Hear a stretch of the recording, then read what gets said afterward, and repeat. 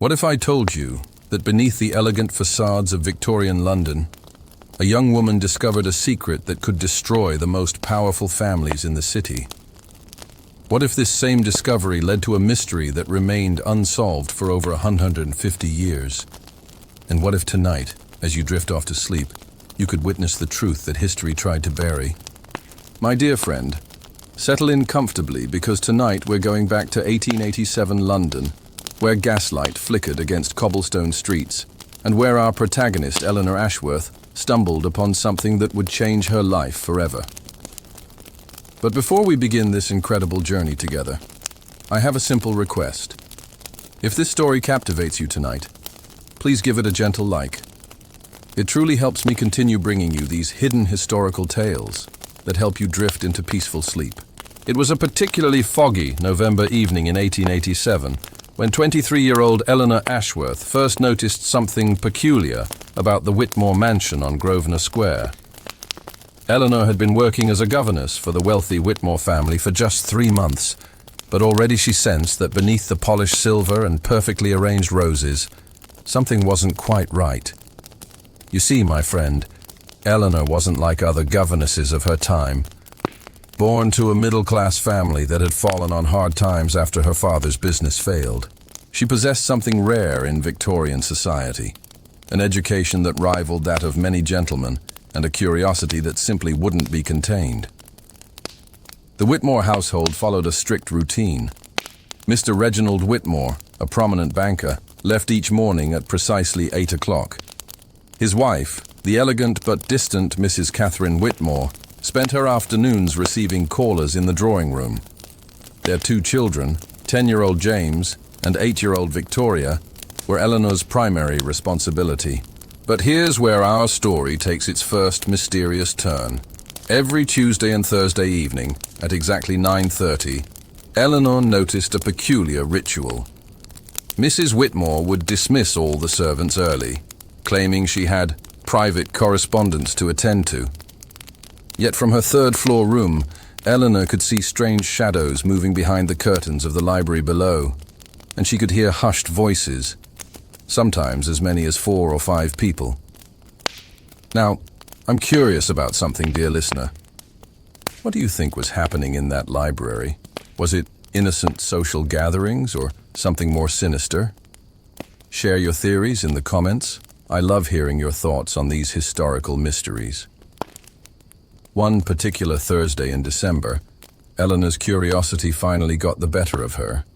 The children had been put to bed early, and the house had that peculiar quietness that only large Victorian homes possessed. She could hear the grandfather clock in the hallway ticking away the minutes until the mysterious gathering would begin.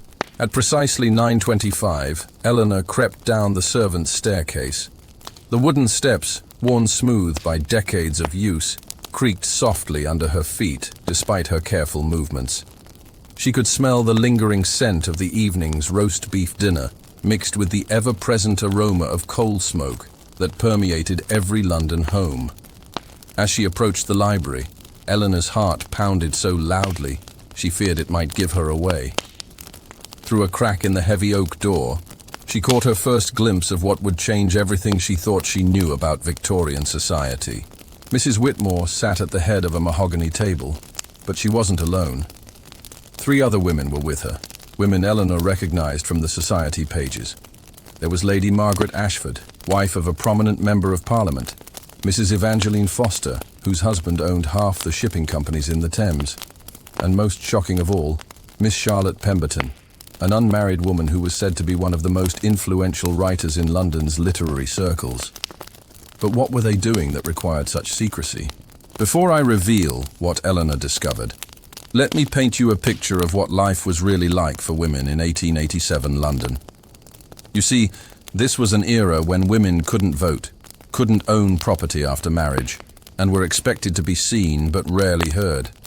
Yet here, in this secret gathering, Eleanor was witnessing something that challenged everything Victorian society claimed about the weaker sex. What Eleanor discovered that night would stay with her for the rest of her life. The women weren't just having tea and discussing the weather.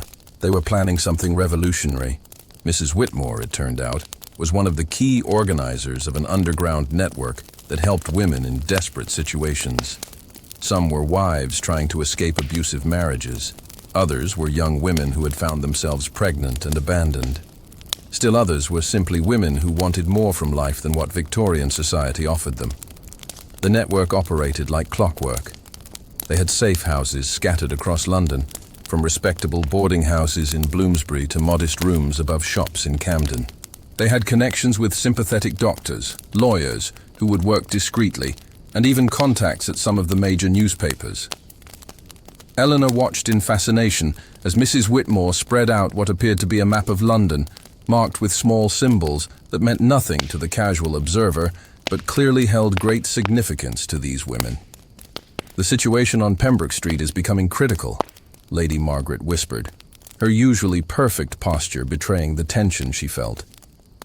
"Mrs. Harrison's husband has become increasingly violent, and the bruises are becoming harder to explain away to the neighbors." Eleanor's hands trembled as she realized she was witnessing something that could destroy not just these women, but their families' entire social standing. In Victorian society, a woman's reputation was everything, and what these ladies were doing would be seen as scandalous beyond imagination. But here's what strikes me as we journey through this story together, dear friend. These women weren't just rebelling for the sake of rebellion. They were responding to real human suffering in a society that often turned a blind eye to women's pain. As Eleanor continued to observe from her hidden position, she learned that the network had been operating for over 5 years.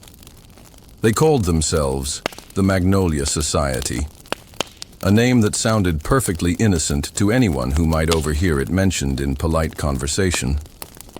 Miss Pemberton, Eleanor discovered, wasn't just a writer of romantic novels as the public believed. She used her position to gather information about women in need, often learning about desperate situations through the letters she received from readers across the country. "I received another letter from Yorkshire yesterday," Miss Pemberton reported quietly. "A young woman, barely 17, turned out by her family. She'll need to get to London without being traced." Mrs. Foster, with her husband's shipping connections, had developed an intricate system for moving women safely from one location to another. Sometimes they traveled as governesses seeking new positions. Other times they posed as companions to elderly relatives. The creativity of their cover stories was remarkable. But then Eleanor heard something that made her blood run cold. "We may have a problem," Mrs. Whitmore said, her voice barely audible. "I believe someone has been asking questions about our Tuesday gatherings." Mr. Whitmore mentioned that a gentleman at his club inquired about the unusual number of carriages seen arriving at our house on certain evenings. The room fell silent, except for the crackling of the fire in the grate. Eleanor could see the women's faces in the flickering light, each showing the same expression of fear and determination. Lady Margaret spoke first. "If we're discovered, it won't just be our reputations at stake. Think of the women we're currently helping. Think of Mrs. Harrison on Pembroke Street. Now, my dear listener, imagine being in Eleanor's position. She's witnessing something extraordinary but dangerous. What would you have done? Would you have retreated to your room and pretended you'd seen nothing? Or would you have found a way to help? I'd love to know your thoughts in the comments." Eleanor spent the next 3 days in agony. Every time she looked at Mrs. Whitmore during their daily interactions, she felt the weight of the secret knowledge she carried. When Mrs. Whitmore asked about the children's progress with their French lessons, Eleanor found herself studying her employer's face, looking for signs of the stress she knew the woman must be feeling. The household routine continued as normal, but Eleanor now noticed things she had missed before. The way certain letters were delivered not to the front door, but to the servants' entrance. The fact that Mrs. Whitmore's personal maid, Sarah, often left the house at unusual hours carrying packages that seemed too large to contain simple shopping items. On Sunday morning, as Eleanor was preparing the children for church, young Victoria made an innocent comment that sent chills down her spine. "Miss Eleanor," the 8-year-old said, as Eleanor was buttoning her coat, "why does Mama have so many lady friends who cry when they visit?" Eleanor's hands stilled. What do you mean, Victoria? Well, last week I was looking for my hair ribbon and I went to Mama's sitting room. There was a lady there I'd never seen before, and she was crying terribly. Mama was holding her hands and speaking very softly to her. When Mama saw me, she seemed quite upset that I had come in. Eleanor's mind raced. The children were obviously aware that something unusual was happening, even if they didn't understand what it meant. This added another layer of complexity to an already dangerous situation. That evening, after the children were asleep, Eleanor made a decision that would change the course of her life. She couldn't continue pretending she knew nothing, and she certainly couldn't betray the women she'd observed, but she could do something else entirely. She wrote a letter. The letter was addressed simply to Mrs. Whitmore, and Eleanor slipped it under the library door where she knew it would be found the next morning. In careful handwriting, she had written, "Dear Mrs. Whitmore, I have become aware of your Tuesday and Thursday evening activities, and I wish you to know that your secret is safe with me. More than that, if you have need of someone who can move freely through the household without suspicion, someone who has connections in the teaching community across London, and someone who shares your concerns for the welfare of women in difficult circumstances, I would be honored to assist in whatever way I might be useful. I await your response at your convenience. Most respectfully, E. Ashworth." Eleanor didn't sleep at all that night. She lay in her narrow bed, listening to the sounds of the London night, the clip-clop of late hansom cabs, the distant whistle of trains, the occasional shout from the street below. She wondered if she had made a terrible mistake, if she would find herself dismissed without references by morning. The next day passed with excruciating normalcy. Eleanor conducted the children's lessons, supervised their lunch, took them for their afternoon walk in Hyde Park. Mrs. Whitmore behaved exactly as she always did, polite, somewhat distant, focused on the social obligations that filled her days. But that evening, as Eleanor was preparing for bed, Sarah, Mrs. Whitmore's personal maid, knocked softly on her door.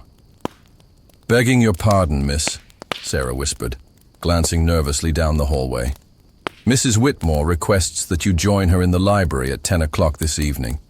She says to tell you to use the servants' staircase and to bring your shawl as the room may be chilly." Eleanor's heart hammered as she realized this was it, the moment that would determine her future. At exactly 10 o'clock, Eleanor descended the servants' staircase once again. But this time, instead of hiding in the shadows, she knocked softly on the library door. "Come in," came Mrs. Whitmore's voice. Eleanor entered to find Mrs. Whitmore alone, seated by the fire with 2 cups of tea prepared on a small table between 2 chairs. "Please, sit down, Eleanor," Mrs. Whitmore said, and for the first time since Eleanor had known her, the woman's voice was warm and genuinely welcoming. "We have much to discuss." Now, before we continue with Eleanor's incredible journey into this secret world, I want to pause and ask you something. This story we are sharing tonight, it's based on real research into the lives of Victorian women, real accounts of the underground networks that existed to help women in crisis. But I've woven it together into Eleanor's specific tale to help us understand what life was really like. If you're enjoying this journey through hidden history, please consider giving this video a like. It really does help me continue researching and sharing these fascinating stories that help you drift off to sleep while learning something new about the past. "How long have you known?" Mrs. Whitmore asked, her eyes studying Eleanor's face carefully.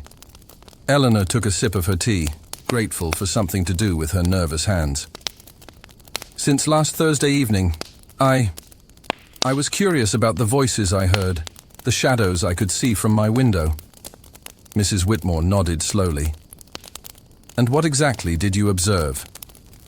Eleanor recounted everything she had seen and heard, watching as Mrs. Whitmore's expression shifted from concern to something that looked almost like relief. "You could have simply pretended you knew nothing," Mrs. Whitmore said finally. "Why didn't you?" It was a question Eleanor had asked herself dozens of times over the past few days. "Because," she said slowly, Before I came here, before my family lost everything, I had plans. I wanted to study at one of the women's colleges, perhaps even become a doctor. Those dreams died when we could no longer afford them, and I realized that most women never even get to dream such dreams in the first place. Mrs. Whitmore smiled, the first genuine smile Eleanor had ever seen from her. Eleanor, what I'm about to tell you could put both of us in considerable danger. Are you certain you want to hear it? Eleanor nodded without hesitation. The Magnolia Society has been operating for 6 years now, Mrs. Whitmore began. We started when Lady Margaret's own sister died under suspicious circumstances. Her husband claimed she fell down the stairs, but Margaret knew better. After the funeral, we realized that we couldn't just stand by and watch other women suffer in silence. She went on to explain the full scope of their operations. They had helped over 200 women in 6 years. Some were moved to new cities where they could start fresh. Others were provided with small amounts of money to establish themselves in trade, something almost unheard of for women of their class. Still others were connected with sympathetic employers who would provide them with safe positions. But we've grown perhaps too successful, Mrs. Whitmore continued, her voice growing worried. There are rumors, questions being asked. Some husbands have noticed their wives' involvement in charity work and are becoming suspicious. Eleanor leaned forward.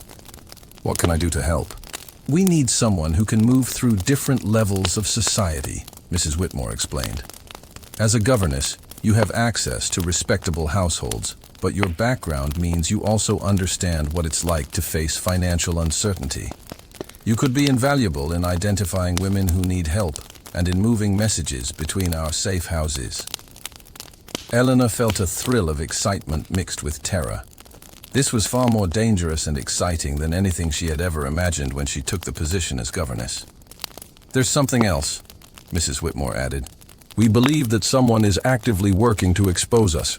We've had 2 women who were supposed to be moved to safety suddenly face obstacles that seem too convenient to be coincidental. We need someone who can help us discover who might be betraying our operations. And here, my dear friend, our story takes another dramatic turn. Eleanor was about to discover that the elegant world of Victorian high society was far more dangerous and complex than she had ever imagined. Mrs. Whitmore reached into a desk drawer and pulled out a leather portfolio. These are the details of our current cases, she said, handing it to Eleanor.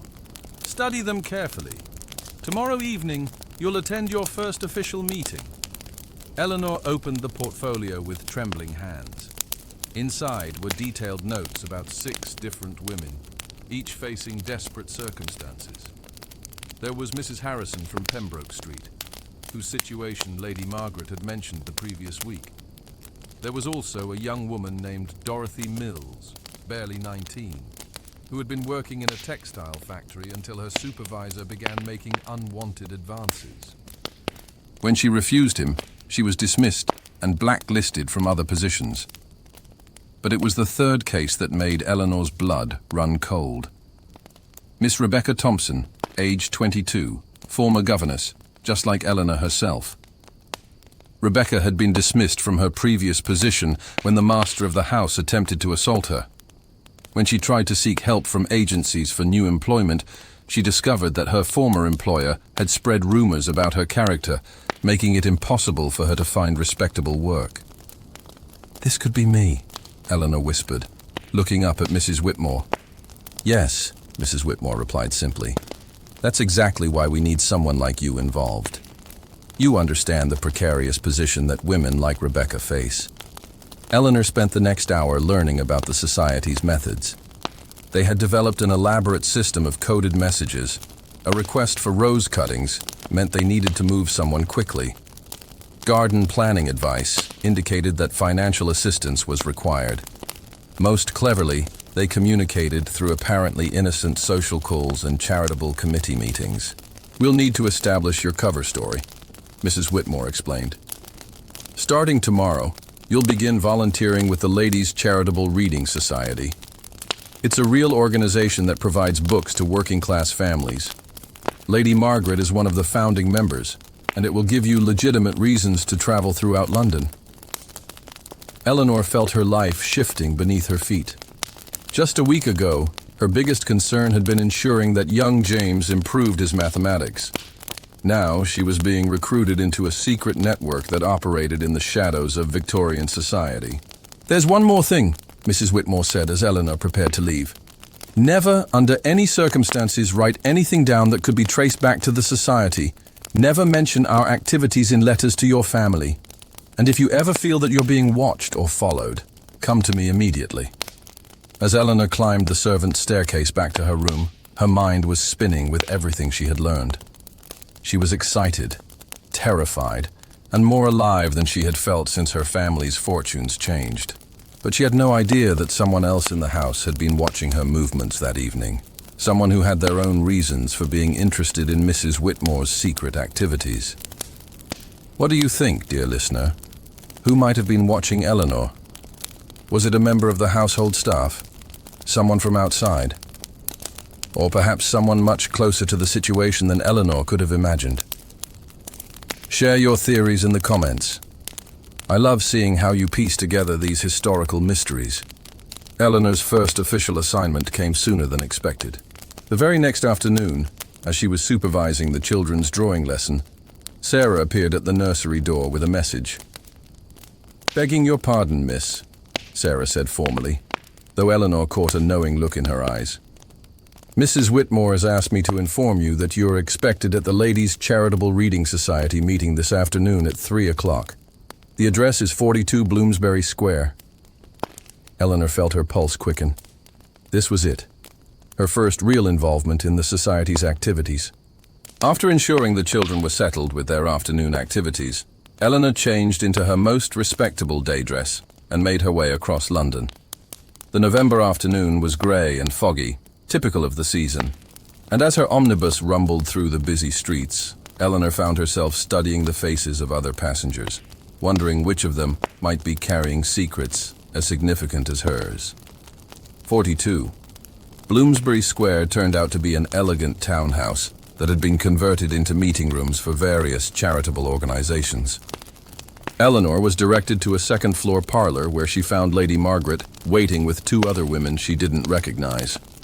"Miss Ashworth," Lady Margaret greeted her warmly. "How lovely that you can join our reading committee. Please sit down and let me introduce you to our other volunteers." The two other women were Mrs. Adelaide Chen, a striking woman in her 30s, whose accent suggested she had been born in Scotland, and Miss Emma Fitzgerald, a young woman about Eleanor's own age, with intelligent green eyes and ink stains on her fingers that marked her as someone who spent considerable time writing. "We were just discussing our next distribution," Lady Margaret continued smoothly, though Eleanor caught the slight emphasis on certain words that suggested they were talking about more than just books. Mrs. Chen spread out what appeared to be a map of East London, marked with numerous small symbols. "We have 3 families in Whitechapel who have requested assistance," she said. 2 in Bethnal Green, and 1 particularly urgent situation in Shoreditch. Eleanor realized that this was the society's real work. The reading committee was their public face. But the urgent situation was clearly code for a woman in crisis. "Miss Ashworth," Lady Margaret said, turning to Eleanor, "we thought you might accompany Miss Fitzgerald this afternoon to deliver reading materials to some of our families.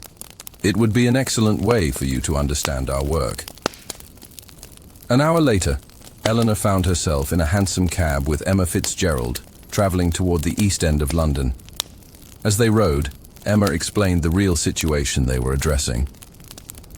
"There's a young woman named Mary Sullivan," Emma said quietly.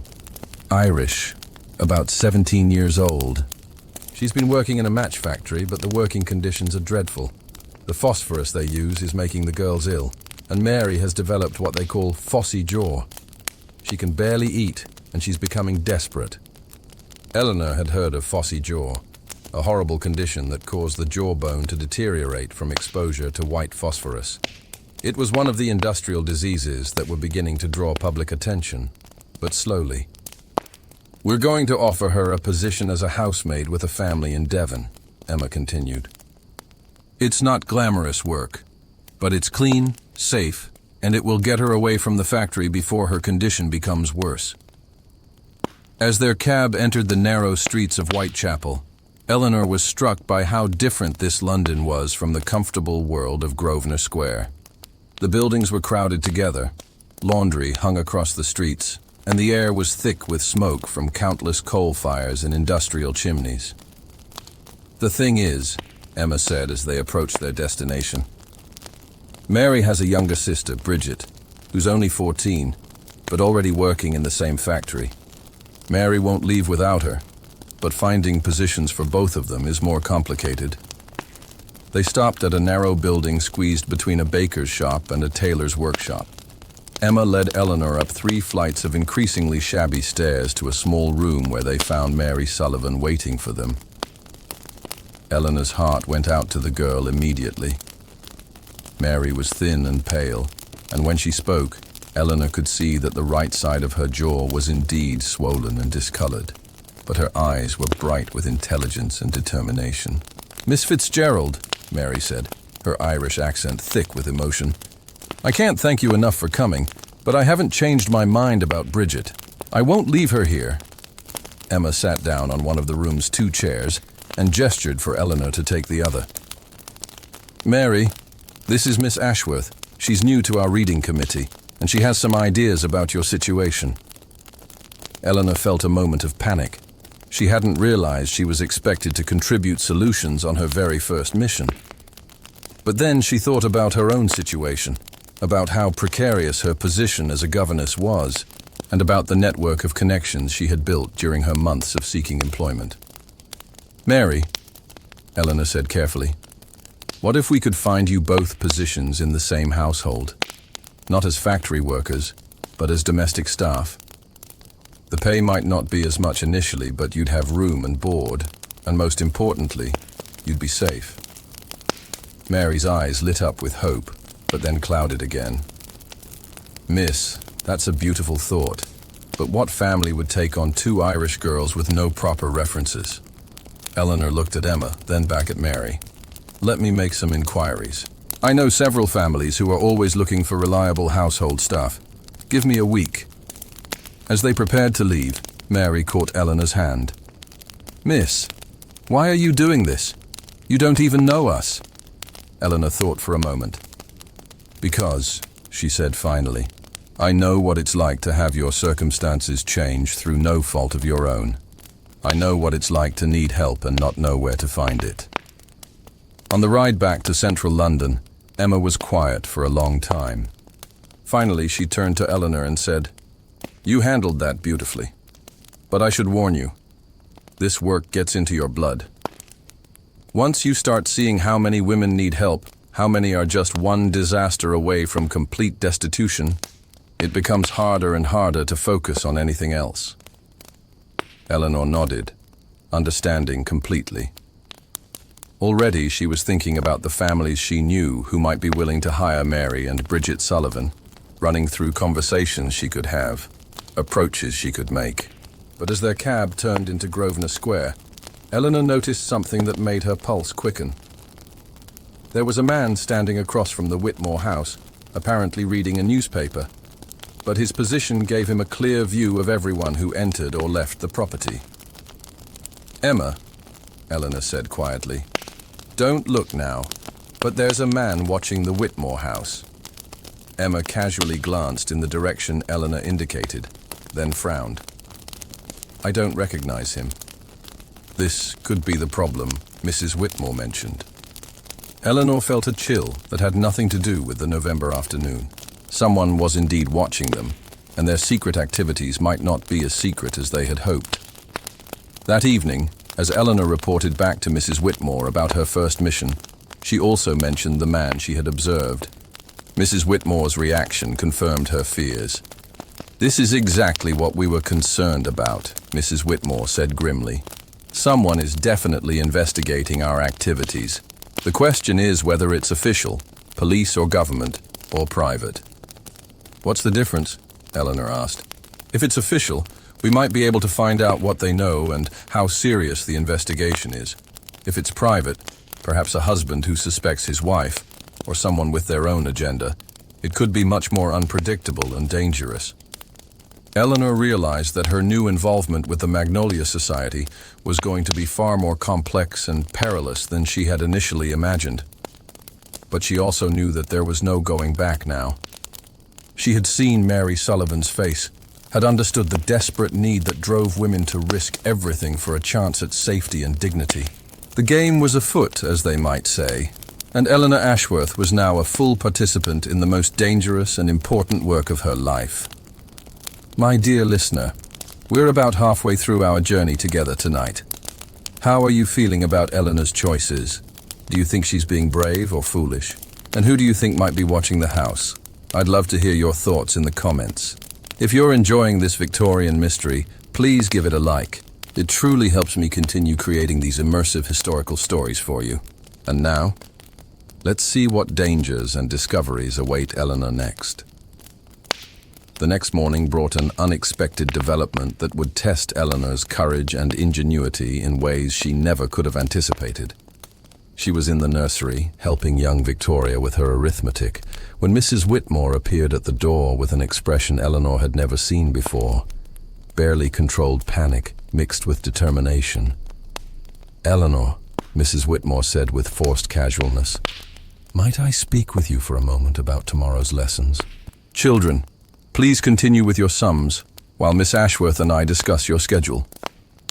In the hallway, Mrs. Whitmore's composed facade cracked. "We have a crisis," she whispered urgently. "Mrs. Harrison, the woman from Pembroke Street that you heard mentioned, was found beaten unconscious this morning. She's alive, but barely, and she managed to get word to us that her husband has discovered our involvement in her situation." Eleanor felt the blood drain from her face. "What does that mean for the society?" "It means we need to evacuate several of our safe houses immediately," Mrs. Whitmore replied. "And it means we need someone who can move quickly and discreetly to warn the women we are currently helping." "Eleanor, I know this wasn't what you expected when you joined us, but we're going to need you to take on responsibilities much sooner than we planned." Eleanor straightened her spine. "What do you need me to do?" "There are 3 women in safe houses across London who need to be moved today. Emma is handling one, Lady Margaret another. I need you to go to Mrs. Patterson's boarding house in Camden and escort a young woman named Alice Porter to safety." Mrs. Whitmore pressed a folded paper into Eleanor's hand. "This contains the address and instructions for where to take Alice. Memorize it, then burn it. Can you manage this?" Eleanor nodded, though her heart was racing. "What about the children?" "I'll tell them you've been called away on family business. Sarah will mind them until you return." An hour later, Eleanor was on an omnibus heading north to Camden, her mind spinning with the instructions she had memorized. Alice Porter was 19 years old, the daughter of a respected merchant who had discovered she was pregnant by a young man who had promised marriage, but disappeared when she told him the news. Her family had disowned her, and she had been living at Mrs. Patterson's boarding house, while the society arranged for her to travel to a home for unmarried mothers in Scotland. But now, with their network potentially compromised, Alice needed to be moved immediately to a different location while new arrangements were made. Camden was a world away from the elegant squares of Mayfair. The streets were narrower, the buildings more modest, but respectable. Mrs. Patterson's boarding house was a 3-story brick building with neat white curtains in every window and a small garden that suggested the proprietress took pride in her establishment.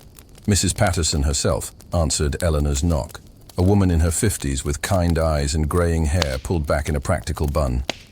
"You must be Miss Ashworth," she said quietly, ushering Eleanor inside. "Alice is waiting upstairs. She's frightened, poor dear, but she understands the urgency." Eleanor found Alice in a small but clean room on the 2nd floor. The young woman was pacing nervously, a single carpet bag at her feet suggesting she had packed quickly. "Miss Porter," Eleanor said gently. "I'm Eleanor Ashworth. I'm here to help you get to safety." Alice was pretty in the way that many young middle-class women were. Neat brown hair, large eyes, and skin that spoke of a comfortable life before her current troubles. But those eyes held a haunted quality, that Eleanor recognized from her own mirror during the difficult months after her family's financial collapse. "Miss Ashworth," Alice said, her voice shaking slightly, "Mrs. Patterson says we must leave immediately. But where are we going? I thought I was to travel to Scotland next week." Eleanor sat down on the room's single chair and gestured for Alice to sit on the bed. "Alice, I need to be honest with you about why our plans have changed. There may be people who wish harm to the ladies who have been helping women like yourself. For your safety and theirs, we need to move you to a different location while new arrangements are made." Alice's face went pale. "You mean I'm in danger?" "Not you specifically," Eleanor said carefully, "but anyone associated with our charitable activities might be at risk. The important thing is that you'll still receive all the help you were promised. It will just happen differently than originally planned."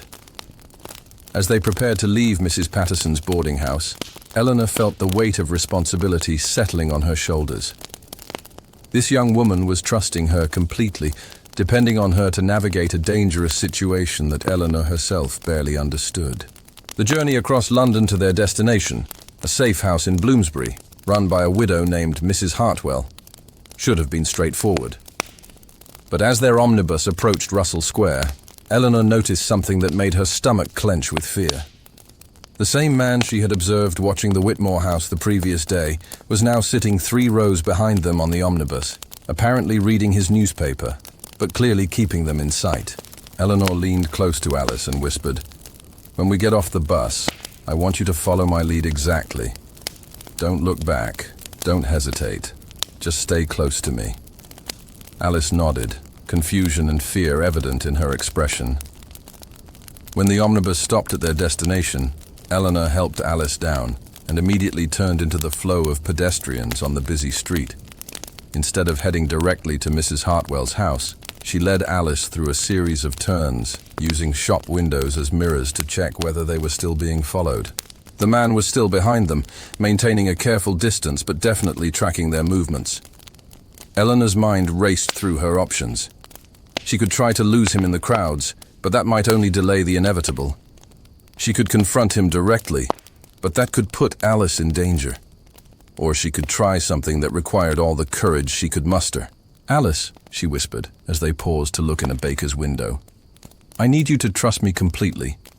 We're going to separate for a few minutes. I want you to go into this shop, buy something, anything, and then leave by the back door if there is one. If not, wait exactly 5 minutes and then walk directly to 23 Bedford Square. Ask for Mrs. Hartwell and tell her that Eleanor sent you. Can you do that?" Alice's eyes were wide with fear, but she nodded. "Good. I'm going to draw our follower away from you. Don't worry about me. Just get to safety." Eleanor waited until Alice entered the bakery, then walked briskly in the opposite direction. As she had hoped, the man followed her rather than Alice. Now came the dangerous part of her plan. Instead of trying to lose him, Eleanor led her pursuer on a circuitous route that ended at one of the busiest intersections in Bloomsbury. There, in the middle of the afternoon crowd, she turned around and walked directly toward him. "Excuse me, sir," she said in her most refined governess voice, "but I believe you may be lost. I've noticed you've been following the same route I have for the past half hour. Perhaps I can help you find your destination." The man was middle-aged, well-dressed, with sharp features and calculating eyes that suggested he was not easily intimidated. For a moment, he looked genuinely surprised that she had confronted him directly. "I beg your pardon, miss," he said in an accent that marked him as educated but not aristocratic, "but I'm afraid there's been some misunderstanding. I'm simply going about my business in London." "Of course," Eleanor replied sweetly, "just as I am going about mine. Though I must say, it's remarkable how our business has taken us along such similar paths today. What a coincidence." The man's eyes narrowed slightly. "Indeed. Perhaps you might tell me the nature of your business, miss." Eleanor felt a thrill of fear mixed with exhilaration. This was far more dangerous than anything she had ever done, but she also realized that she was learning something important about their pursuer. "I'm involved in charitable work," she said truthfully. Helping families in need, particularly women and children who have fallen on difficult circumstances. It's quite rewarding work, though I imagine it might seem boring to someone not involved in such activities. Charitable work, the man repeated thoughtfully. And would this work happen to involve certain prominent ladies of society? Eleanor's heart pounded, but she kept her expression innocently puzzled. I'm not sure what you mean, sir. I work with many people in my charitable endeavors. If you're interested in contributing to worthy causes, I'd be happy to provide information about several excellent organizations. The man studied her face for a long moment, then smiled, an expression that didn't reach his eyes. That's quite all right, miss. I believe I have all the information I need. He tipped his hat politely and walked away, disappearing into the crowd with practiced ease. Eleanor stood frozen for several minutes, her hands shaking as the reality of what had just happened sank in. She had just been interrogated by someone who clearly knew about the Magnolia Society's activities, and she had no idea whether she had protected their secrets or inadvertently revealed them. 20 minutes later, she arrived at 23 Bedford Square to find Alice safely ensconced in Mrs. Hartwell's comfortable sitting room, though the young woman's relief at seeing Eleanor was evident. "Miss Ashworth," Alice exclaimed, "I was so worried when you didn't arrive right behind me." Mrs. Hartwell, a practical woman in her 60s with silver hair and sharp eyes, looked Eleanor up and down appraisingly. "From your expression, my dear, I gather our concerns about being watched were well-founded." Eleanor sank into a chair and accepted the cup of tea Mrs. Hartwell offered her. "I'm afraid so, and I may have made things worse by confronting our observer directly." She recounted the encounter, watching as Mrs. Hartwell's expression grew increasingly grave. "He knew too much to be a casual observer," Mrs. Hartwell concluded. "The question is whether he's working alone or as part of a larger investigation, and more importantly, what his ultimate goal might be." "What do you mean?" Eleanor asked. "Well, dear, if someone simply wanted to expose the society, they would have done so by now. The fact that we're being watched rather than arrested suggests that our observer has a different agenda. Perhaps he's looking for specific information or specific individuals." Alice, who had been listening to this exchange with growing alarm, spoke up quietly. "Could this have something to do with me? With my situation?" Mrs. Hartwell and Eleanor exchanged glances. It was possible that Alice's family, despite having disowned her, might have hired someone to track her movements. Alternatively, the father of Alice's unborn child might be trying to locate her for reasons of his own. "Alice," Eleanor said gently, "I need to ask you something, and I want you to be completely honest with me. The young man who is responsible for your condition, do you know anything about his family circumstances? Is it possible that he or his family might have resources to hire someone to find you?" Alice's face crumpled slightly. "His name is Edmund Blackwood, and his father owns several textile mills in Manchester. Edmund told me he loved me, that we would marry as soon as he had established himself in his father's business. But when I told him about the baby..." She trailed off, unable to finish. Mrs. Hartwell leaned forward intently. "Blackwood? Alice, are you quite certain of that name?" "Yes, why?" "Because Marcus Blackwood, who I assume is Edmund's father, is one of the most influential industrialists in the North. He also has considerable political connections and has been mentioned as a possible candidate for Parliament." Eleanor felt pieces of a puzzle beginning to fit together in her mind. A man like that would have a great deal to lose if it became known that his son had abandoned a pregnant young woman. The scandal could destroy his political ambitions. "Exactly," Mrs. Hartwell agreed. "Which means that instead of simply wanting Alice to disappear quietly, the Blackwood family might actually want to ensure that she never has the opportunity to make her story public." The implications of this realization sent chills through Eleanor. Alice wasn't just a young woman in need of help. She was potentially a threat to powerful people who had both the resources and the motivation to silence her permanently. "What do we do?" Alice whispered, her face pale with fear. Eleanor looked at the frightened young woman, then at Mrs. Hartwell's determined expression, and felt something crystallize inside her. This was no longer just about charitable work or women's rights. This was about protecting someone whose only crime had been trusting the wrong person. "We get you somewhere completely safe," Eleanor said firmly. "Somewhere far from London, somewhere the Blackwood family's influence can't reach. And we make sure that your story is documented and protected, so that if anything happens to you, the truth will come to light." Mrs. Hartwell nodded approvingly. "I know just the place. There's a cottage in the Lake District, run by a woman who used to be a governess herself. She takes in women who need to disappear completely for a while, but getting Alice there safely will require careful planning and considerable courage." Eleanor felt the weight of responsibility settling even more heavily on her shoulders, but she also felt a strange sense of exhilaration. For the first time in her life, she was involved in something that truly mattered, something that could make a real difference in another person's life. "Then we'd better start planning," she said. But as they began to discuss the logistics of getting Alice safely out of London, none of them realized that their conversation was being overheard by someone who had their own reasons for being interested in Alice Porter's fate.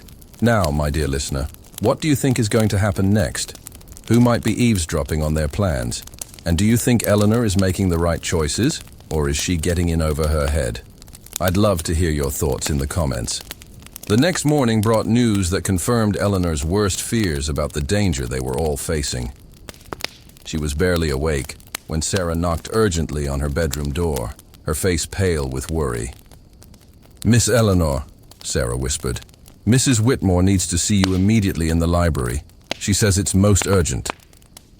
Eleanor dressed quickly and hurried downstairs to find Mrs. Whitmore pacing by the fireplace, still in her dressing gown, something Eleanor had never seen before. Lady Margaret was also there, seated rigidly in one of the leather chairs, her usually perfect composure completely shattered. "Eleanor," Mrs. Whitmore said without preamble. "Mrs. Harrison died during the night." Eleanor sank into a chair, feeling as though she had been struck. The woman whose desperate situation had set yesterday's crisis in motion was dead. "The official cause will be listed as complications from her injuries," Lady Margaret said, her voice hollow. "But we all know the truth. Her husband killed her, and he did it because he discovered our involvement in trying to help her escape." Eleanor's mind raced through the implications. Does this mean he knows about all of us? Mrs. Whitmore sat down heavily. "That's what we need to determine. Mrs. Harrison may have been forced to reveal information before she died. We have to assume that our entire network is compromised." "There's more," Lady Margaret added grimly. "I received a visit late last night from Inspector Geoffrey Morrison of Scotland Yard. He was asking very pointed questions about my charitable activities, and specifically about any connections I might have to women who have recently left their husbands." Eleanor felt ice forming in her stomach. "The police are involved?" "It appears so. Though whether they're investigating us as criminals or simply following up on suspicious deaths is unclear." Mrs. Whitmore began pacing again. "We need to evacuate every safe house immediately. Every woman we are currently helping needs to be moved to locations that can't be traced back to any of us." Eleanor thought immediately of Alice Porter, safely hidden at Mrs. Hartwell's house, or so she hoped. "What about the women who were moved yesterday? Are they secure?" "That's partially why we need to speak with you," Lady Margaret said. "Mrs. Hartwell sent word early this morning. The house in Bedford Square was watched all night. Someone definitely knows Alice is there." Eleanor's blood ran cold. After her confrontation with the mysterious man yesterday, she had hoped she had at least confused their surveillance. Instead, it seemed she had only confirmed that Alice was important enough to watch closely. "We need to move her again," Eleanor said immediately. "Yes, but the situation is more complicated now," Mrs. Whitmore replied. "Mrs. Hartwell has learned something troubling about Alice's background that changes everything we thought we knew about her case." Eleanor leaned forward, dreading what she was about to hear. Lady Margaret took up the explanation. Mrs. Hartwell made some discreet inquiries about the Blackwood family. Edmund Blackwood, the young man who fathered Alice's child, didn't simply abandon her because he was irresponsible. He's dead. Dead? Eleanor gasped. He died in a carriage accident 3 weeks after Alice told him about her pregnancy. Which means that someone in the Blackwood family knows about Alice and has been systematically tracking down anyone who might have knowledge of Edmund's involvement with her. The implications hit Eleanor like a physical blow. They're not just trying to prevent a scandal. They're trying to eliminate any evidence that Edmund had a relationship with Alice at all. Exactly. Which means Alice isn't just a young woman in need of help. She's a witness to something that someone desperately wants to keep secret. Mrs. Whitmore stopped pacing and looked directly at Eleanor. Eleanor, I need you to understand something. What we're asking you to do now goes far beyond charitable work. We're asking you to help protect someone whose very existence threatens powerful people. If we're caught, it won't just be a matter of social disgrace. We could face criminal charges. Eleanor thought about Alice's frightened face, about Mrs. Harrison who had died trying to escape an abusive husband, about Mary Sullivan slowly being poisoned by phosphorus in a factory where no one cared about the workers' health. What do you need me to do? She said firmly. Lady Margaret smiled grimly. We need you to get Alice out of London tonight. Mrs. Hartwell has a contact in Dover who can arrange passage to France. From there, Alice can travel to a convent in Normandy, where she'll be completely safe until her child is born. France? Eleanor had never been outside of England in her life. You won't need to accompany her that far, Mrs. Whitmore assured her. Just to Dover. But Eleanor, this journey will be dangerous. We have to assume that anyone watching Alice will also be watching anyone who tries to help her.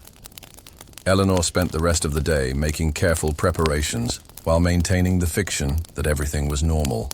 She conducted the children's lessons, supervised their lunch, and even helped young Victoria practice her piano scales. But all the while, her mind was focused on the evening ahead. At precisely 6 o'clock, as she had been instructed, Eleanor left the Whitmore house carrying a basket that supposedly contained books she was returning to the lending library. Instead, the basket held money for Alice's passage, forged documents that would allow her to travel under an assumed name, and detailed instructions for her journey. The November evening was cold and foggy, providing perfect cover for clandestine movements. Eleanor made her way through the London streets, using a route that had been carefully planned to avoid areas where they knew surveillance was most likely. But as she approached Bedford Square, Eleanor realized that something was wrong. There were too many people on the streets for this time of evening in this neighborhood, and several of them seemed to be lingering rather than going about specific business. Eleanor paused in the doorway of a closed shop and carefully observed the area around Mrs. Hartwell's house. What she saw made her heart sink. There were at least 3 men positioned at different points around the square, all with clear sight lines to the house's entrance. Alice was trapped, and any attempt to reach her would expose not just Eleanor but potentially the entire remaining network of the Magnolia Society. Eleanor stood in the shadows, her mind racing through options, when she felt a hand touch her shoulder gently. She spun around, prepared to run, and found herself face to face with Emma Fitzgerald. "Thank heavens I found you," Emma whispered. "Mrs. Hartwell sent me to intercept you. The house is completely surrounded." "What about Alice?" "Safe for now, but we can't get her out the conventional way. Mrs. Hartwell has a different plan, but it requires considerable courage from both you and Alice." Emma led Eleanor through a series of narrow alleys to the back entrance of a building that connected to Mrs. Hartwell's house through a shared courtyard. They climbed 3 flights of stairs to find Mrs. Hartwell waiting with Alice in a small attic room. Alice looked terrified but determined. When she saw Eleanor, she immediately stood and grasped her hands. "Miss Ashworth, Mrs. Hartwell has explained everything to me. I understand the danger I'm in, and I want you to know that I'm grateful for everything you've risked to help me. But I won't let anyone else be hurt because of my situation." "Alice," Eleanor said firmly, "we're going to get you to safety. That's not negotiable." Mrs. Hartwell stepped forward. The plan is this. There's a coal delivery scheduled for the house next door at midnight. The coal cart will be large enough to hide Alice, and the driver is someone we trust completely. But getting Alice from this building to the cart without being seen will require a distraction. Eleanor understood immediately. You need someone to draw the watcher's attention away from this area. Yes. Someone needs to leave Mrs. Hartwell's house by the front door in a way that suggests Alice is leaving. The watchers will follow that person, giving Alice time to reach the coal cart. I'll do it, Eleanor said without hesitation. Emma shook her head. Eleanor, you don't understand. Whoever provides the distraction will almost certainly be captured. These men aren't just watching, they're prepared to act. Eleanor looked at Alice's pale face, thought about Mrs. Harrison who had died trying to escape, thought about all the women whose lives depended on the Magnolia Society continuing to operate. Then we'd better make sure the distraction is worth it, she said quietly. Mrs. Hartwell handed Eleanor a dark cloak identical to one that Alice was wearing. At midnight exactly, you'll leave by the front door and walk toward Russell Square. Don't try to run or hide. Let them see you clearly and follow you. Alice, you'll have exactly 10 minutes from the time Eleanor leaves to get to the coal cart. Eleanor spent the next few hours helping Alice prepare for her journey, sharing what little she knew about Dover and the arrangements that had been made for her passage to France. But mostly they sat together in the small attic room, two young women whose lives had been forever changed by the dangerous game they had chosen to play. As the clock approached midnight, Eleanor put on the dark cloak and prepared for what might be the most dangerous moment of her life. Eleanor, Alice said, as they prepared to part. Why are you doing this? You barely know me. Eleanor thought for a moment about how to answer. Because, she said finally, I've learned that sometimes the most important thing you can do is help someone else have the chance at life that they deserve. And because if we don't stand up for each other, who will? At exactly midnight, Eleanor walked out of Mrs. Hartwell's house into the foggy London night, knowing that she was being watched, knowing that danger was waiting for her, but also knowing that she was doing something that truly mattered. The game was about to reach its most dangerous phase, and Eleanor Ashworth was ready to play her part, whatever the cost. My dear friend, we're approaching the climax of our story. What do you think will happen to Eleanor? Will Alice escape safely? And what secrets about the Blackwood family are still waiting to be revealed? Share your predictions in the comments. I love seeing how you anticipate these twists and turns. Eleanor had walked only 50 yards from Mrs. Hartwell's house when she heard footsteps behind her. Not the casual footsteps of other London night dwellers, but the deliberate, measured pace of someone following her intentionally. Her heart pounded, but she forced herself to maintain a steady walking pace toward Russell Square, just as she had been instructed. Every instinct screamed at her to run, but she knew that Alice's safety depended on her drawing the watchers as far away from Bedford Square as possible. The fog was thick enough that Eleanor couldn't see more than a few yards ahead, which worked to her advantage. She could hear at least 2 sets of footsteps now, but the pursuers couldn't see her clearly enough to realize that she wasn't Alice. As she reached the corner of Russell Square, Eleanor made a decision that wasn't part of the original plan. Instead of continuing straight, which would lead her into the more deserted areas where she could easily be cornered, she turned toward the busier streets near the British Museum, where even at midnight there would be some foot traffic. "Miss Porter!" called a voice behind her, the same voice that had belonged to the man who had confronted her the previous day. "Miss Porter, we simply wish to speak with you." Eleanor pulled her cloak tighter and walked faster, but she didn't run. Running would only confirm that she was trying to escape and might prompt her pursuers to become more aggressive. "Miss Porter, please be reasonable," the voice called again, closer now. "We know about your situation, and we're prepared to offer you assistance." This stopped Eleanor in her tracks. They were offering help. That didn't sound like people who intended harm. But then she remembered Mrs. Harrison, dead from her injuries, and realized that people who meant harm rarely announced their intentions openly. She turned around to face her pursuers, pulling her hood forward to keep her face in shadow. Two men approached her, the man from yesterday and a younger companion who looked nervous and uncomfortable. "Miss Porter," the older man said with what appeared to be genuine relief. "Thank you for stopping.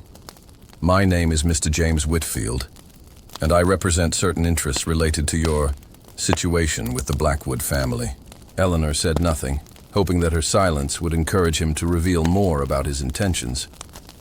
"We understand that you've been living in somewhat precarious circumstances," Whitfield continued, "and we'd like to offer you a more secure alternative. The Blackwood family is prepared to provide you with a substantial settlement in exchange for your discretion about your relationship with the late Edmund Blackwood." Eleanor's mind raced. This was more complex than they had realized. The Blackwood family wasn't trying to eliminate Alice. They were trying to buy her silence. "What kind of settlement?" she asked, disguising her voice as much as possible. "Enough to ensure your comfort for the rest of your life," the younger man said eagerly. "A house in the country, an annual income, provision for your child's education. All you need to do is sign an agreement that you will never speak publicly about Edmund Blackwood or make any claims about his relationship with you." Eleanor understood now why Alice was so valuable to these people. If Edmund Blackwood had promised to marry Alice before his death, and if Alice could prove that promise, she might have legal claims on the Blackwood estate. More importantly, her story could ruin Marcus Blackwood's political aspirations. "And if I refuse?" Eleanor asked. Whitfield's expression hardened slightly. "Miss Porter, I hope you'll be sensible. The Blackwood family has considerable influence. It would be unfortunate if your current difficulties were to become more serious." There was the threat, delivered politely but unmistakably. Eleanor pretended to consider the offer while actually calculating how much time had passed since she left Mrs. Hartwell's house. Alice should be safely in the coal cart by now, but Eleanor needed to give her more time to get clear of the area entirely. "I'll need time to think about your offer," she said finally. "I'm afraid time is something we don't have much of," Whitfield replied. "We need your answer tonight." Eleanor realized that she had pushed the deception as far as she could. Soon, these men would insist on seeing her face clearly, or would want to escort her somewhere private, and her masquerade would be discovered. "Very well," she said, "but I want to see the written terms of your offer first." Whitfield reached into his coat and pulled out a folded document. "Everything is detailed here. Shall we find somewhere more comfortable to review it?" This was exactly what Eleanor had been dreading. She glanced around the street, looking for options, and saw something that gave her an idea. A police constable making his routine rounds, still about a block away, but approaching their direction. "Mr. Whitfield," Eleanor said, raising her voice slightly, "are you saying that the Blackwood family sent you to offer me money in exchange for keeping quiet about Edmund Blackwood's promise to marry me?" Whitfield's eyes widened in alarm. "Miss Porter, please keep your voice down. This is a private matter." "A private matter?" Eleanor said even louder.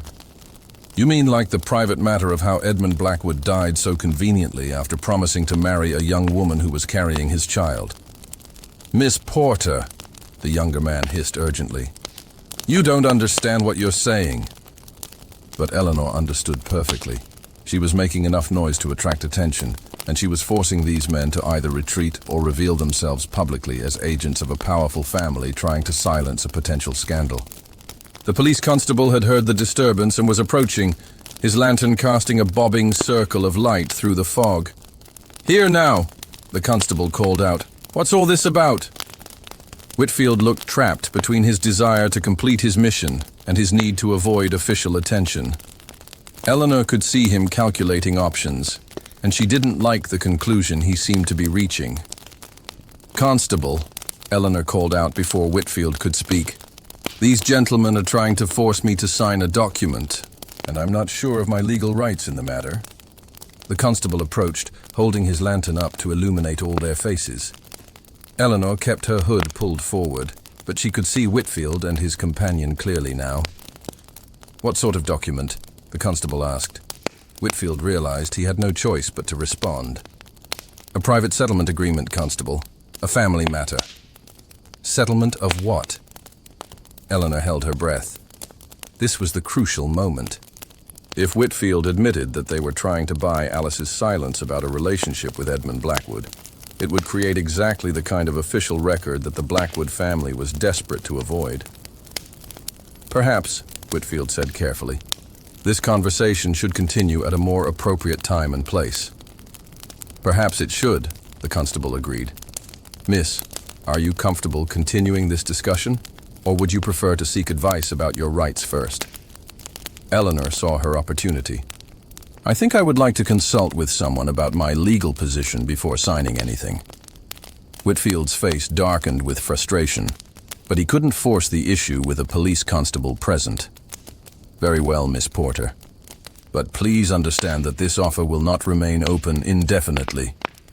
As the two men disappeared into the fog, the constable turned to Eleanor. Miss, are you quite all right? Those gentlemen seemed rather insistent. Yes, thank you, Constable. I believe I can manage from here. Eleanor waited until the constable continued his rounds, then made her way quickly back toward Bedford Square, taking a circuitous route to ensure she wasn't followed. She was desperate to know whether Alice had escaped successfully. She found Mrs. Hartwell waiting anxiously in the attic room, along with Emma Fitzgerald. Eleanor! Mrs. Hartwell exclaimed with relief. We were so worried when you didn't return immediately. Alice? Eleanor asked urgently. Safe, Emma replied with a smile. She's on her way to Dover as we speak. The coal cart worked perfectly. By the time you had drawn the watchers away, Alice was able to slip out undetected. Eleanor sank into a chair, the full weight of what had just happened settling on her. Alice was safe, but Eleanor had learned something troubling about the scope of the forces arrayed against the Magnolia Society. Mrs. Hartwell, she said, I don't think the Blackwood family is our only problem. The man who approached me, Whitfield, he knew too much about our operations. He knew exactly where to find Alice, and he seemed to know about our other activities as well. Mrs. Hartwell and Emma exchanged worried glances. What are you suggesting? Mrs. Hartwell asked. I think someone in our network is providing information to our enemies. Someone who has access to our safe houses, our plans, our identities. The thought that had been forming in Eleanor's mind for days was now crystallizing into a terrible certainty. The Magnolia Society had been compromised not just by external surveillance, but by betrayal from within. Emma leaned forward intently. Eleanor, if you're right, then everyone, every woman we've helped, every member of our network, is in danger. Eleanor nodded grimly. And I think I may know who our traitor is. My dear listener, we're reaching the final act of our Victorian mystery. Eleanor has saved Alice, but she's uncovered an even more dangerous threat to everything the Magnolia Society has worked for. Who do you think has been betraying them? And how do you think Eleanor will handle this ultimate challenge? Please give this video a like if you're enjoying this journey through hidden history. It really helps me continue creating these immersive stories for you. And share your theories in the comments about who might be the traitor in their midst. Eleanor spent a sleepless night turning over everything she had learned about the Magnolia Society's operations, trying to identify who could have access to the information that Whitfield possessed. By dawn, she had reached a conclusion that made her sick to her stomach. The next morning, she returned to the Whitmore house with a heavy heart, knowing that she was about to destroy someone's life, but also knowing that she had no choice if she wanted to protect the women the society served. Mrs. Whitmore was waiting for her in the library, along with Lady Margaret. Both women looked as though they had slept as poorly as Eleanor. Eleanor, Mrs. Whitmore said immediately, we've been thinking about your theory that we have a traitor in our network. We need to know what evidence you have. Eleanor sat down heavily. It's not evidence in the legal sense, but it's the only explanation that makes sense of everything that's happened. She began laying out her reasoning methodically. Whoever is betraying us has to have access to our safe houses, our schedules, and our methods. They would have known about Mrs. Harrison's situation, about Alice's whereabouts, And about our plans to move women to safety. Lady Margaret nodded. That describes several people in our network. Yes, but it also has to be someone who could pass information to people like Whitfield without arousing suspicion. Someone whose movements wouldn't be questioned, who could explain away unusual contacts or activities. Eleanor paused, gathering courage for what she had to say next. And it has to be someone who would benefit personally from exposing our operations, or who is being coerced in a way that makes betrayal seem like their only option. Mrs. Whitmore leaned forward. Eleanor, who do you suspect? Eleanor looked directly at her employer. I think it's Sarah. The silence that followed was deafening. Lady Margaret's face went white, and Mrs. Whitmore seemed to age 10 years in an instant. Sarah? Mrs. Whitmore whispered. My personal maid? Eleanor hated having to explain, but she pressed on. Sarah has access to everything. She knows when you're meeting with other members of the society. She handles your correspondence. She knows when women are being moved to safe houses because she's the one who makes the arrangements for you to be away from the house during critical times. Lady Margaret found her voice. But Eleanor, Sarah has been with the Whitmore family for over 10 years. She's completely trustworthy. Is she? Eleanor asked gently. Mrs. Whitmore, what do you know about Sarah's family? Her personal circumstances? Mrs. Whitmore looked confused. She has a younger brother, I believe. She sends money to support him. Where is this brother? What does he do? I'm not sure. She's never spoken of him in detail. Eleanor felt terrible about what she was revealing, but she continued. Yesterday, when I was followed to Bedford Square, one of the men pursuing me was young, nervous, and uncomfortable with what he was doing. When Whitfield offered Alice money, this younger man was eager to emphasize the generous terms. He acted like someone who desperately needed the money to work out. The implications hung in the air like a poison cloud. You think Sarah's brother is working for Whitfield, Lady Margaret said slowly. I think Sarah is being blackmailed, Eleanor replied. I think they're threatening her brother unless she provides information about our activities. She is not betraying us by choice. She's being forced to choose between protecting us and protecting him. Mrs. Whitmore stood up abruptly and walked to the window. If you're right, then Sarah has been living with this terrible burden for weeks, maybe months, and I've been completely oblivious to her suffering. There's only one way to find out for certain, Eleanor said. We need to confront her directly, but carefully. If she is being coerced, approaching her the wrong way could put her brother in immediate danger. Lady Margaret nodded grimly. And if we're wrong, we'll have destroyed the reputation of an innocent woman. Mrs. Whitmore turned back to them. Send for Sarah. We'll handle this as gently as possible, but we need to know the truth. 10 minutes later, Sarah appeared in the library, her expression puzzled by the unusual summons. Eleanor watched her carefully, looking for signs of guilt or fear, and saw mostly confusion and concern. Sarah, Mrs. Whitmore began gently, please sit down. We need to discuss something important with you. Sarah perched nervously on the edge of a chair, her hands folded tightly in her lap.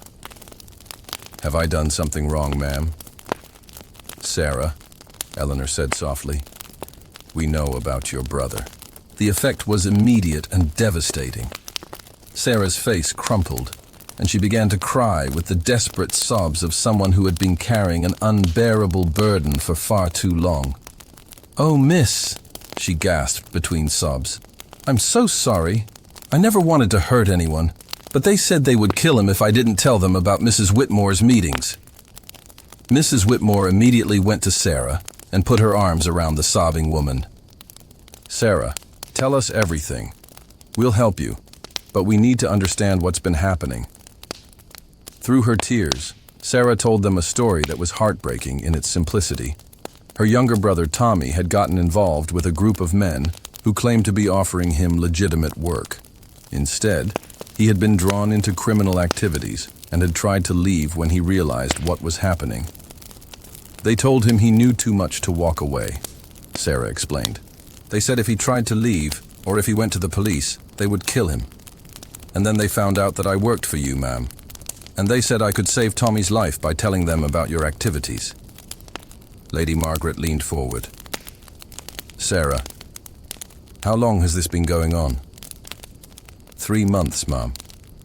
They told me to watch for anything unusual, any meetings or visitors that seemed secretive. At first, I thought it was harmless. Just gossip about your social activities. But then Mrs. Harrison died, and I realized that my information might have contributed to her death. Sarah looked up at Mrs. Whitmore with desperate eyes. I tried to give them false information after that, ma'am, but they seemed to know when I was lying, and they kept threatening Tommy. Eleanor felt a surge of sympathy for Sarah, mixed with relief that her instincts had been correct. Sarah wasn't a willing traitor. She was another victim of the same forces that threatened all the women the Magnolia Society tried to help. Sarah, Eleanor said, the men who have been threatening your brother, have you ever seen them yourself? Only once, miss. Last week, one of them came to the house's back door. He said his name was Whitfield, and he wanted to make sure I understood how serious they were about Tommy. Eleanor's heart sank. Whitfield wasn't just trying to silence Alice. He was systematically destroying the Magnolia Society by using its members' loved ones against them. Mrs. Whitmore helped Sarah to a more comfortable chair and poured her a cup of tea. Sarah, we're going to help you and Tommy. But first we need to know exactly what information you've given them and what they've asked you to do next. Over the next hour, Sarah provided a complete account of her forced collaboration. She had given Whitfield information about the society's safe houses, about the women they were helping, and about their methods for moving people secretly around London. She had also been instructed to report any changes in Mrs. Whitmore's routine or any new people who became involved in their activities. They asked specifically about you, Miss Ashworth, Sarah said, looking at Eleanor. After you started attending Mrs. Whitmore's meetings, they wanted to know everything about you, your background, your family, where you came from. Eleanor felt a chill run through her. Sarah, did you tell them about my family's financial difficulties? About why I became a governess? Sarah nodded miserably. They seemed very interested in that information, miss. Mr. Whitfield said something about how people in desperate circumstances could be useful. Eleanor's blood ran cold as she realized the full scope of Whitfield's operation. He was not just trying to silence Alice or destroy the Magnolia Society. He was building a network of coerced informants by identifying and exploiting people's vulnerabilities. Mrs. Whitmore, Eleanor said urgently, we need to assume that Whitfield knows everything about our operations. Every safe house, every contact, every woman we're currently helping. We need to evacuate everyone immediately. Lady Margaret stood up, her face grim with determination. I'll send messages to Emma and Mrs. Hartwell right away. We can have everyone moved within the next few hours if we act quickly. But what about Tommy? Sarah asked desperately. If they realize I've told you everything, they'll kill him. Eleanor had been thinking about this problem since Sarah had begun her confession. Sarah, when are you supposed to report to them next? Tonight, miss. Mr. Whitfield said he would meet me at the servants' entrance at 10 o'clock to hear about any new developments. Eleanor looked at Mrs. Whitmore and Lady Margaret. An idea was forming in her mind. Dangerous, but possibly their only chance to turn the tables on Whitfield and rescue both Tommy and the remaining women in their network. What if we gave Whitfield exactly what he wants? Eleanor said slowly. Mrs. Whitmore frowned. What do you mean? What if we let him think he's won? What if we feed him information that appears to expose our entire operation but actually leads him into a trap? Lady Margaret's eyes lit up with understanding. You want to set up a fake evacuation, somewhere we can control the situation. Exactly. We tell Whitfield through Sarah that we've discovered our network is compromised, and we're moving everyone to a single secure location for emergency evacuation. We give him an address where he expects to find all our members and all the women we're helping. Mrs. Whitmore was beginning to smile. But instead of finding vulnerable women, he finds... Police, Eleanor finished. Inspector Morrison from Scotland Yard seemed very interested in Lady Margaret's activities. What if we invited him to witness Whitfield's attempted kidnapping or intimidation of what he believes are defenseless women? Sarah looked confused but hopeful. But miss, how does that help Tommy? Eleanor turned to her with a reassuring smile. Because, Sarah, you're going to tell Whitfield that you've discovered where Tommy is being held, and you're going to insist on seeing him before you provide the location of our secret gathering. When Whitfield brings you to Tommy, our people will be waiting. The plan was audacious and risky, but as they worked out the details over the next few hours, Eleanor felt more optimistic than she had since this crisis began. For the first time, instead of simply reacting to Whitfield's moves, they would be setting the terms of the confrontation. Lady Margaret would arrange for Inspector Morrison to be present at the fake evacuation site, an abandoned warehouse in Southwark that could be made to look like a temporary refuge. Mrs. Hartwell and Emma would position themselves near known criminal gathering places where Tommy was likely being held, ready to move when Whitfield led Sarah to her brother. Mrs. Whitmore would coordinate the real evacuation of their actual safe houses, moving all the women they were genuinely helping to new locations that Whitfield knew nothing about. And Eleanor would be at the warehouse with Lady Margaret, playing the role of a desperate society member, trying to organize an emergency escape. There's just one problem, Eleanor said as they finalized their preparations. If this goes wrong, all of us could end up dead or imprisoned. Are we certain this is worth the risk? Mrs. Whitmore looked around the room at the three other women, Sarah still red-eyed from crying but now determined to help rescue her brother. Lady Margaret, her aristocratic composure replaced by fierce resolve. Eleanor herself, no longer the uncertain governess who had stumbled into their activities, but now a full partner in their dangerous work. Eleanor, Mrs. Whitmore said quietly, 3 months ago, you asked me why we do this work. Tonight, you have your answer. We do it because when people like Whitfield try to use fear and violence to silence women who are fighting for justice, someone has to stand up and say, no more. Eleanor nodded, understanding completely. Whatever happened in the next few hours, she knew she was exactly where she belonged. At 9 o'clock that evening, as London settled into its nightly rhythm of gaslight and shadows, the final phase of their confrontation with Whitfield began. Sarah, coached carefully in her role, made her way to the servants' entrance to deliver the information that would either save them all or destroy them. Eleanor, dressed in dark clothes and carrying forged documents that identified her as Miss Catherine Wells, Secretary of the Ladies' Relief Committee, made her way to the warehouse in Southwark, where Inspector Morrison was already waiting with 2 constables, all of them hidden but ready to intervene when Whitfield arrived. Lady Margaret, playing the role of the panicked society lady, trying to coordinate an emergency evacuation, paced nervously in the warehouse's main room, surrounded by props that suggested a hastily organized refugee center. Mrs. Hartwell and Emma, armed with knowledge of Whitfield's likely hideouts, positioned themselves to follow when he led Sarah to Tommy's location. The trap was set. Now they could only wait to see whether their careful planning would be enough to outwit a man who had been manipulating and terrorizing women for months. At exactly 10:30, Eleanor heard the sound of multiple carriages approaching the warehouse. Through a crack in the boarded-up window, she could see Whitfield approaching with at least 4 other men, all of them moving with the confidence of people who expected to find only frightened, defenseless women. Eleanor felt her heart pounding as she realized that in the next few minutes, everything would be decided. The Magnolia Society, Alice Porter's safety, Tommy's life, and the future of every woman they hoped to help. It all depended on whether their desperate gamble would succeed.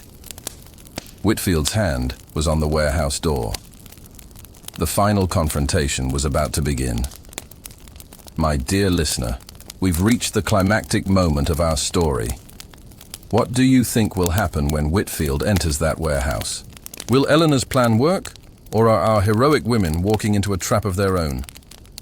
I'm on the edge of my seat, and I hope you are too. Don't forget to give this video a like if you're enjoying this thrilling journey through Victorian London's hidden history, and please share your predictions in the comments. Will our brave women triumph, or does Whitfield have surprises of his own waiting? Let's find out together as we reach the stunning conclusion of Eleanor's story. The warehouse door creaked open, and Whitfield stepped inside, followed by his companions. In the dim light cast by strategically placed oil lamps, Eleanor could see his face clearly for the first time. Sharp features, cold eyes, and the confident smile of a man who believed he held all the advantages. "Lady Margaret," Whitfield called out, his voice echoing in the empty space. "How good of you to make this so convenient. I was expecting to spend weeks tracking down all your little birds one by one." Lady Margaret, playing her role perfectly, stepped forward with her hands clasped nervously. "Mr. Whitfield, I don't know what you think you'll accomplish by threatening us. We're simply charitable ladies trying to help unfortunate women." Whitfield laughed, a sound that sent chills through Eleanor's hiding place behind a stack of wooden crates. "Oh, Lady Margaret, let's not pretend we don't both know exactly what your charity involves. Harboring runaway wives, hiding pregnant unmarried women, helping females escape their proper places in society." Eleanor watched as Whitfield's men spread out through the warehouse, clearly expecting to find more people than just Lady Margaret. She held her breath, hoping that Inspector Morrison and his constables would wait for the right moment to reveal themselves. "Where are the others?" Whitfield demanded. "Your precious Mrs. Whitmore, that interfering Miss Fitzgerald, and especially the new recruit, Miss Eleanor Ashworth, the governess with such interesting family circumstances." Eleanor felt ice in her veins. He knew far more about her than she had realized. "I'm afraid I don't know what you mean," Lady Margaret replied with admirable composure. Whitfield's smile turned ugly. "Lady Margaret, my associates and I have been tracking your activities for months. We know about every safe house, every woman you've helped, every crime you've committed, in the name of your twisted idea of charity." "Crime?" Lady Margaret's voice rose with genuine indignation. "What crime is there in helping women escape violence and abuse?" "The crime," Whitfield replied coldly, "is interfering with the natural order of society. Wives belong with their husbands. Unmarried women who find themselves in unfortunate circumstances should face the consequences of their actions. Your charity undermines the very foundations of civilized behavior." Eleanor realized with growing horror that Whitfield wasn't just a hired agent. He was a true believer in the idea that women deserved whatever treatment they received, no matter how brutal. One of Whitfield's companions stepped forward, a large, brutal-looking man who had been silent until now. "Mr. Whitfield, there's supposed to be a dozen women here, plus the society members. This warehouse is nearly empty." Eleanor saw Whitfield's confidence flicker for the first time. He had been expecting to find a major gathering, a complete capture of the Magnolia Society's leadership and the women they protected. "Search the building," he ordered his men. "They're hiding somewhere." This was the moment Eleanor had been waiting for. As Whitfield's men began moving through the warehouse, she stepped out from behind the crates, her forged documents in her hand. "Mr. Whitfield," she called out, her voice steady despite her racing heart. "I believe you're looking for me." Whitfield spun around, his eyes widening with surprise and then narrowing with suspicion. "Miss Ashworth, how convenient. Though I must say, you don't look much like the frightened governess my sources described." Eleanor walked slowly toward the center of the warehouse, where Lady Margaret stood. "Perhaps your sources don't know me as well as they think they do." "Oh, but they do," Whitfield replied, his confidence returning. "Eleanor Ashworth, age 23, former student at Miss Pemberton's Academy for Young Ladies until her father's shipping business failed. Family forced to sell their home, Eleanor reduced to seeking employment as a governess.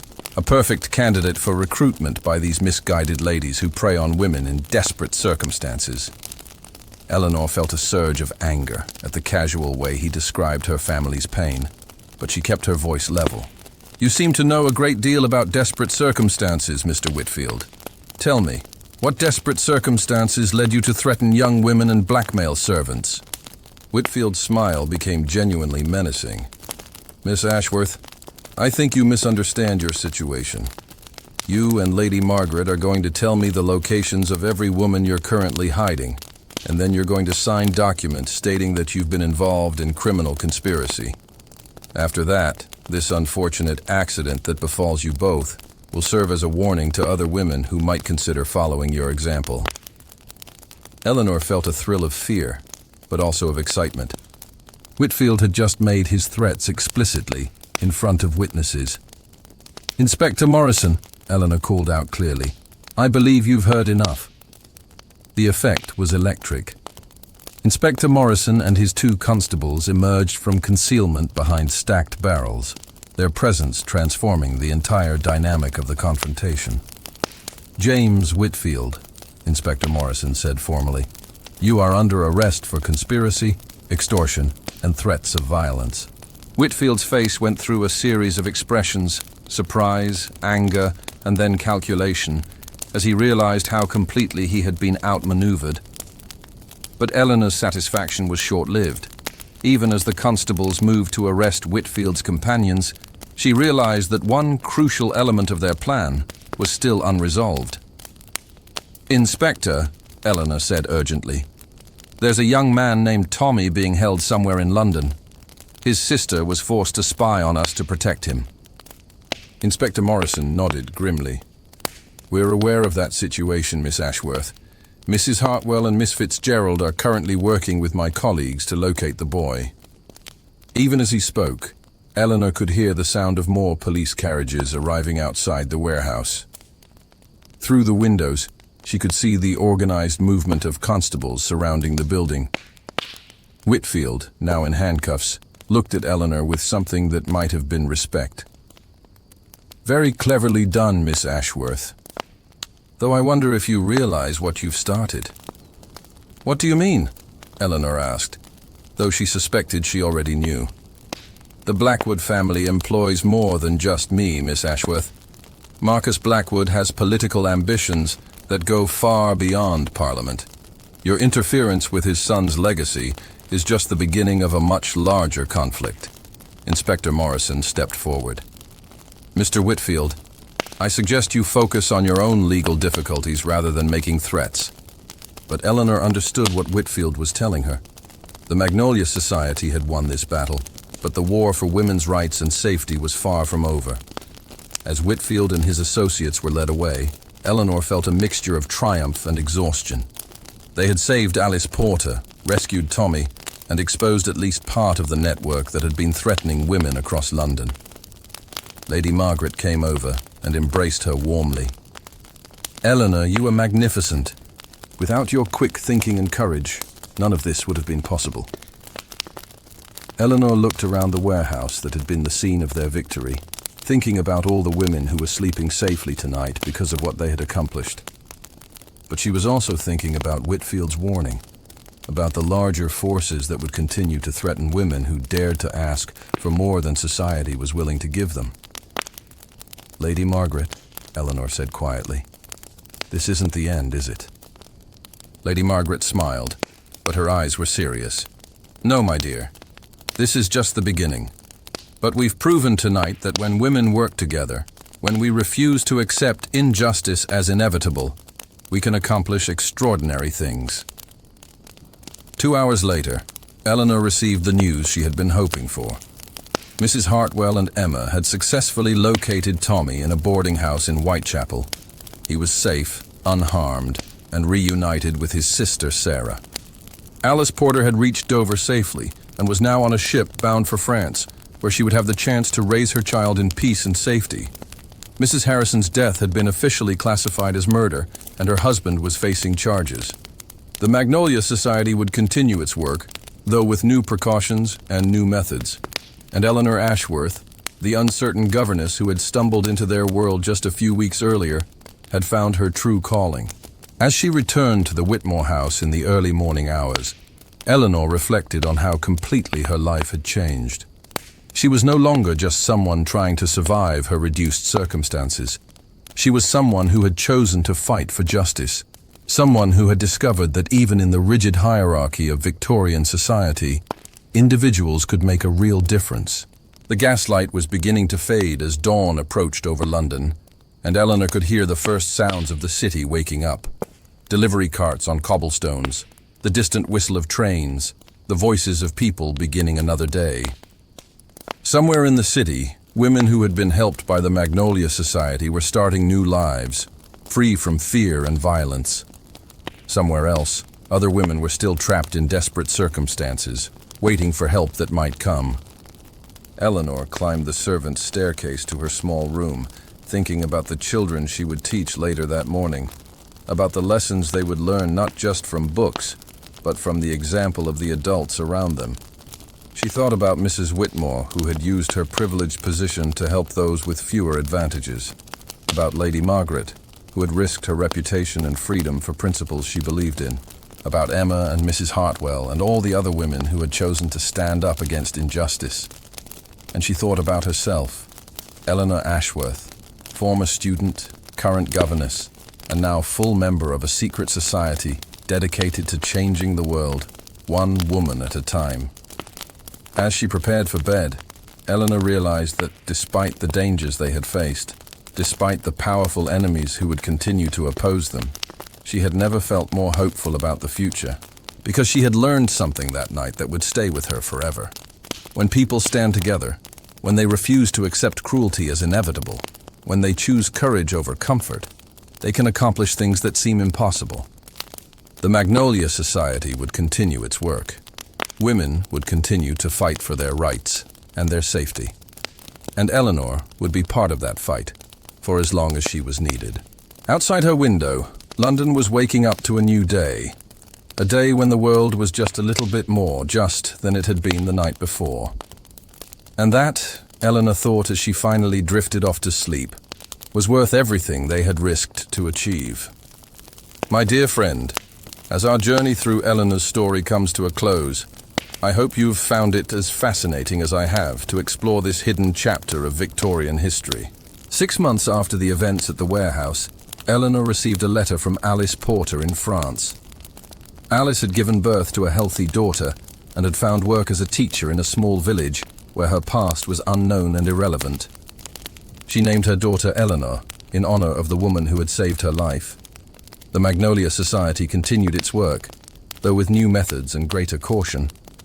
They helped over 50 more women in the months following Whitfield's arrest, and their network expanded to include sympathetic doctors, lawyers, and even some progressive members of Parliament. Sarah remained with the Whitmore family, but now as an equal partner in their charitable work rather than just a servant. Her brother Tommy found legitimate employment and never again fell under the influence of criminals. Eleanor herself eventually left her position as governess to establish a small school for working-class girls in East London. Lady Margaret provided the funding, and Eleanor provided the vision of education as a tool for women's liberation.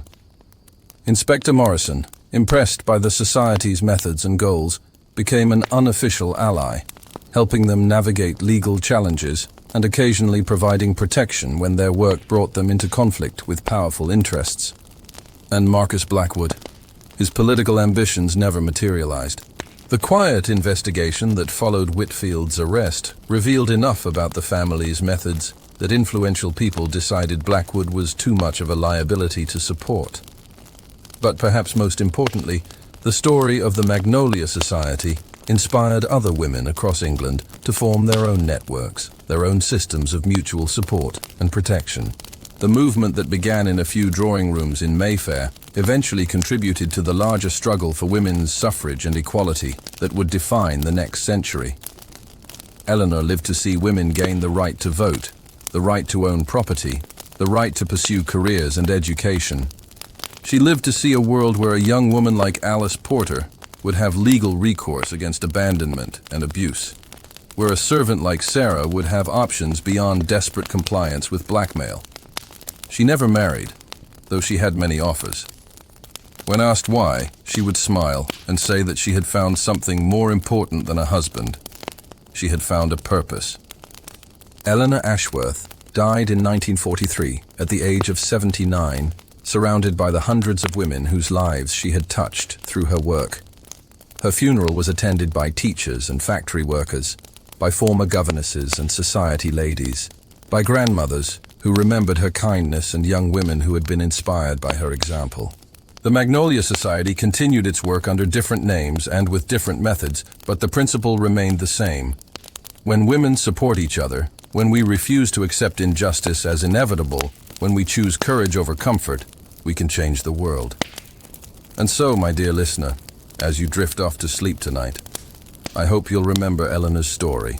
I hope you'll think about the quiet heroism of ordinary people who choose to stand up for what's right, even when it's dangerous.